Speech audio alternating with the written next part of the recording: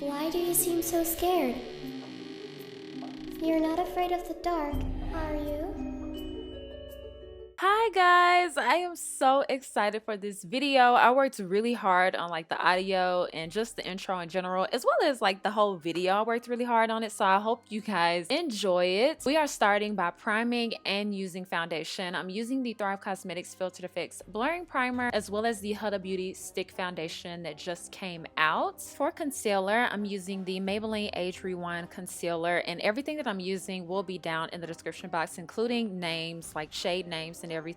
I actually am basically doing a regular full face of makeup, so this isn't like the intricate parts, but now I'm just setting my face just as I normally would with the Mercier powder, and then bronzing up the skin with the Maybelline City Bronzer in the shade, I believe, 300. Now I'm trying to decide on the brows. Like, I was so scared to actually fully go in with black brows. That's why I'm like having to take a moment, but I went ahead and did black brows because that's kind of what they did back then in the 1920s based on the photos that I was looking at. So I went ahead and filled them in like normal and then cleaned them up underneath to create more of an arch. And then I went in with the Laura Mercier, they're like cream eyeshadow sticks, and honestly I love Laura Mercier, but these aren't the best eyeshadow sticks that I've used, so you probably could use just an eyeliner for that and blend it out. And then I'm going in with this phenomenal black eyeshadow from Fenty Beauty Snap Shadows, the 6th palette, and then I'm blending that out with the two purplish gray shades in the palette and just making sure that I'm going kind of back and forth to make sure it blends really well. I actually spent about like 15 minutes, no lie, blending, which is probably the most important when you're doing a black smoky eye just because of how deep the shade is. Then I applied the Lash Label Extra Lashes and lined my waterline with the same eyeliner I used for my brows. And then I'm using the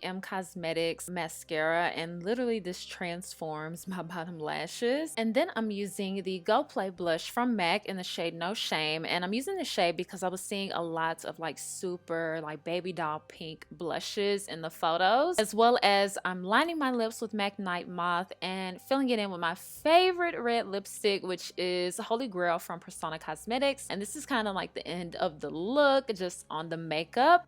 Now we're moving on to the outfit. So I bought this costume from Spirit Halloween. I know you guys know Spirit Halloween. And then I'm going to put on the wig that I also got. Basically all the Halloween costume portions I got from Spirit Halloween. So everything from this point, unless I say. But the wig, when I put it on, you guys, I was like, what is happening? What is happening? Then I was looking at the photo and I was like, oh, the part isn't over enough. So I moved it over, and then I was like, well, maybe if I pin the sides, and then maybe, I don't know. I kept looking, but this is what I came up with. And then I was like, oh yeah, Taylor, you bought a headband. So this is the headband that they would normally wear, and it's so cute. Love it. So that's what it looks with that. Then I also bought some earrings, and I wasn't quite sure with the headband and the earrings if they clashed. Let me know what you think down in the comments, but I ended up wearing them, so you know. And then I started getting so excited in the store, and I was just buying everything that would go with the costume. So I bought these gloves without realizing that I had already made a nail appointment. So I'm probably going to use these for something else, so it'll be okay. I put on the feather boa, and as well as took out my puff cigarettes that I got off Amazon. Fun fact, when I was younger, I used to think like people on movies that would be holding cigarettes, I thought they were so cool. That was way before I knew. Anyway, so none of this is done in like a particular order. I just knew the end result, and every time I thought of something, I would move to the next step. So I started with creating some depth to my lips so that they kind of looked like dead, and then I went in with my cheek area and created like a sunken in look, as if, you know, I was an actual skeleton zombie or whatever the case. And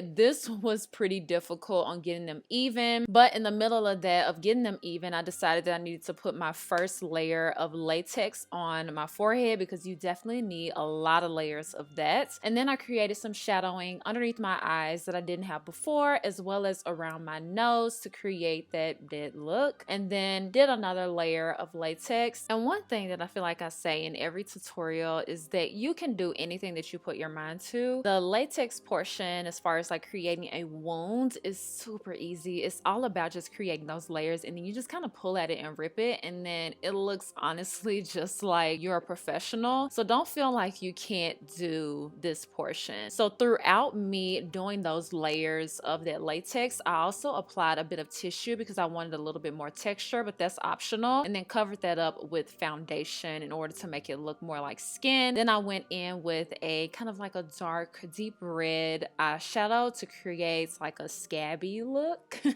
This sounds so gross. And then I started to pull at the latex to make it look a little bit more gross. And then I pulled out this blood that I've had in my collection for about 3 years. I know, strange. And then I kind of just dripped it onto that area and dabbed it to make it look like that it was also bleeding. And then I put a little bit at the corner of my mouth and let it drip down. These days, a lot of things are not making me as happy as they used to be, but this was so much fun on being able to be creative with this. So I'm so glad that I'm able to share it with you guys. But I also created some depth to my collarbone and added a little bit more black eyeshadow to my lips. And I put my wig and headband back on because it was kind of giving me a headache. That's why I took it off. And then these contacts, you guys, I literally could not see. I had to feel for everything on my desk. It was crazy. It was actually kind of scary on how much I literally could not see. I did this outro for you guys blind, so thank you guys so much for watching this video. I had a lot of fun filming this, and hopefully next year I'll be able to do a lot more looks because this really was super fun for me. So thank you guys so much for watching. Make sure that you subscribe before you leave, and I promise I'll see you guys next time. Bye guys.